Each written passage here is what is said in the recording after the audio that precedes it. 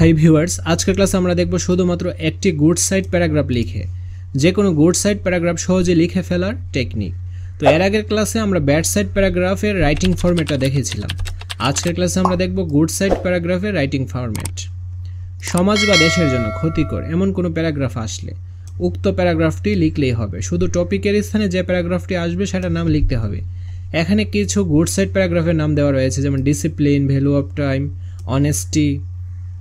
ঠিক আছে, তোমরা এগুলো দেখে নিও। তো এরকম এখানে 36টা গুরুত্বপূর্ণ প্যারাগ্রাফের নাম দেওয়া রয়েছে। এই 36টা সুবিধাজনক প্যারাগ্রাফকে কিভাবে সহজে আমরা জাস্ট একটা প্যারাগ্রাফের মাধ্যমে লিখে ফেলতে পারবো। সবার কমপ্লিট প্রস্তুতি নিশ্চিত করতে 10 মিনিট স্কুল নতুন করে সাজিয়েছে অনলাইন ব্যাচ 2024। তোমাদের 6টি বিষয়ের সম্পূর্ণ প্রস্তুতি নিশ্চিত করবে বুয়েট, ঢাবি ও মেডিকেল থেকে পড়া টিচাররা। এই ক্লাস শেষ করে সেই ক্লাসের লেকচার শিট ও রেকর্ডেড ভিডিও দেখে প্র্যাকটিস করে ওই টপিকের সকল সমস্যা দূর হয়ে।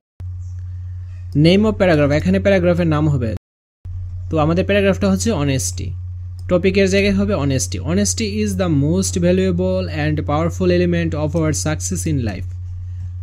অনেস্টি আমাদের জীবনে সাফল্যের সবচেয়ে মূল্যবান এবং শক্তিশালী উপাদান। Such kind of quality can't be found in every individual because it is a rare quality.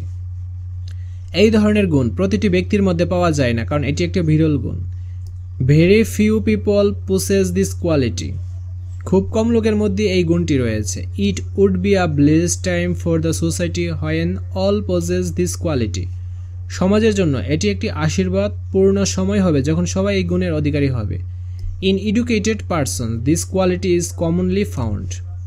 শিক্ষিত ব্যক্তিদের মধ্যে এই গুণটি সাধারণত পাওয়া যায়। But in uneducated person this quality is rarely found.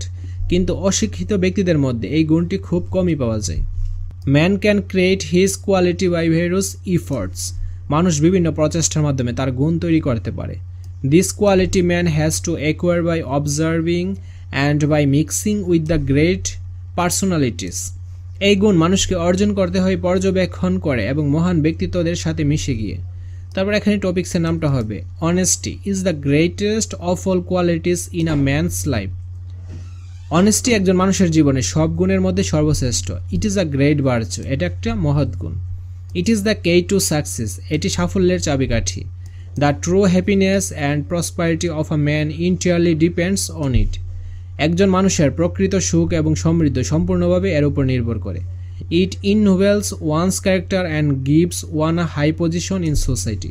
এটি একজনের চরিত্রকে উজ্জীবিত করে এবং একজনকে সমাজে উচ্চ অবস্থান দেয়। It brings peace of mind, এটি মনের শান্তি নিয়ে আসে। The man who has acquired this quality, যে মানুষটি এই গুণটি অর্জন করেছে। This quality may lead the whole world to peace and prosperity. এই গুণটি সমগ্র বিশ্বকে শান্তি ও সমৃদ্ধির দিকে নিয়ে যেতে পারে। All রিলিজনস teach us to from this quality because it is the glory of life.